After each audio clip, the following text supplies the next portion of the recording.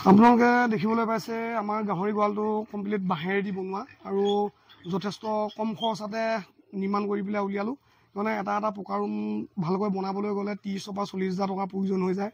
সেই জেগাত আমি 10,000 পৰা 8,000 পৰা 10,000 ভিতৰতে আমি এটা ধনৰাশি খৰচ কৰি এটা গাহৰি গঁৰাল নিৰ্মাণ কৰিছোঁ। আমাৰ এটা ৰুমত প্ৰায় 8,000 মান টকাকৈ খৰচ হৈছে, কিয়নো আমি এটা নতুন ফাৰ্মাৰ আৰু আমাৰ হাতত প্ৰথমতে যদি গোটেই গঁৰালটো বনাই পইচাখিনি যদি গঁৰালটোতে খৰচ কৰি দিওঁ, তেনেহ'লে আমাৰ গাহৰি লৈ নুজুৰিবগৈ পইচাটো, বা গাহৰিটো আনিলেও নহ'ব, তাক দানা পানী আদি চব খুৱাব লাগিব।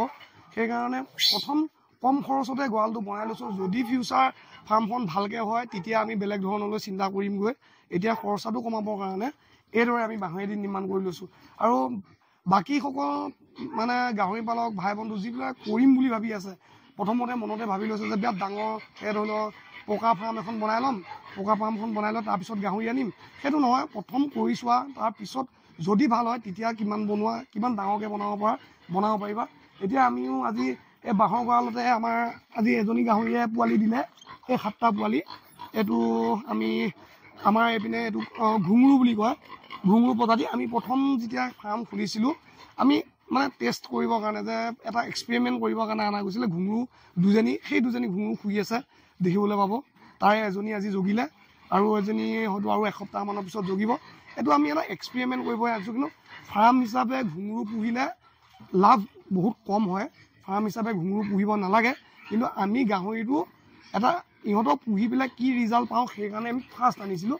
এতিয়া আমাৰ তাত বেলেগ প্ৰজাতি আছে, যেনেকৈ এইটো আমাৰ ডিউৰক আছে, তাৰপিছত হেমশ্বেয়াৰ আছে, আৰু আগলৈ ফাৰ্মৰ আগত ইয়ৰ্কশ্বায়াৰ আছে। এনেকুৱাকৈ এতিয়া আমি উন্নত জাতৰ প্ৰজাতিলৈ গ'লোঁ। প্ৰথম আমি কম খৰচতে সিহঁতকে পালন কৰিছোঁ। সেইটোৱে গাহৰি পালন কৰিবলৈ হ'লে অলপ কম খৰচতে গাহৰিটো ওপৰত এটা ৰিচাৰ্জ কৰি লৈ তাৰপিছত অলপ ডাঙৰ বহল দিশলৈ যাব। বাঁহৰ ফাৰ্ম যদিও আমি তলখন ধুনীয়াকৈ পৰিষ্কাৰ কৰি থৈ দিছোঁ, আৰু তলখন আমি মটৰ লৈ পেলাই জাৰু মাৰি পেলাই চাফা কৰোঁ, আৰু মাজে মাজে ইয়াত চূণ আৰু পটাছ পানী দিও চাফা কৰিব লাগে। কিয়নো গাহৰি গাত নানান ধৰণৰ ধৰি লওক বীজাণু থাকে, সেই বীজাণু নাশ কৰিবৰ কাৰণে 10-15 দিনৰ মূৰে অলপ চূণ মাৰিব লাগে, আৰু সপ্তাহৰ মাজে মাজে পটাছ পানী দি পকাখন ধুব লাগে। আপুনি দেখিছেনে আমি সুন্দৰকৈ চাফা কৰি ৰাখিছোঁ। গাহৰি ফাৰ্মবিলাক এনেকৈ চাফা কৰি ৰাখিব লাগে। বাৰু আজি আমাৰ ভিডিঅ'টো বনোৱা ভাটিবেলা সময় হোৱাৰ বাবে অকণমান লেতেৰা দেখিছে, কিন্তু আগবেলা মুভমেণ্টত ধুনীয়া এটা চাফা হৈ থাকে আগবেলা সময়টোত। আৰু আপোনালোকে দেখিবলৈ পাইছে আমি এইটিকে এটা ৰাস্তা ৰাখিছোঁ। ইয়াত বৰ্তমান পাইপডাল লগোৱা হোৱা নাই, কিন্তু বাকীখিনি গঁৰালত পাইপডাল লগোৱা হৈ আছে। ইয়াতো পাইপডাল আমি আনি থৈ দিছোঁ, ইয়াৰ পৰা পাইপডাল লগাই ডাইৰেক্ট পুখুৰীলৈ পেলাই দিম ৱেষ্টটো। আৰু সেইকাৰণে আমাৰ ফাৰ্মত গোন্ধ নোলোৱা মেইন কাৰণটো হ'ল ইয়াৰ যিটো মলমূত্ৰ ৱেষ্ট থাকে গোটেইটো পুখুৰীত পৰি যায়। সেইকাৰণে ফাৰ্মখনৰ গোন্ধটো বহুত কম, আৰু ইয়াত মানুহ আহিলে আমনি নাপায়। সেইটোৱে পিছৰ গঁৰালৰ আৰু বাকীখিনি মই আপোনালোকক আৰু কি আছে মই পিছত আপোনালোকক আৰু ক'ম।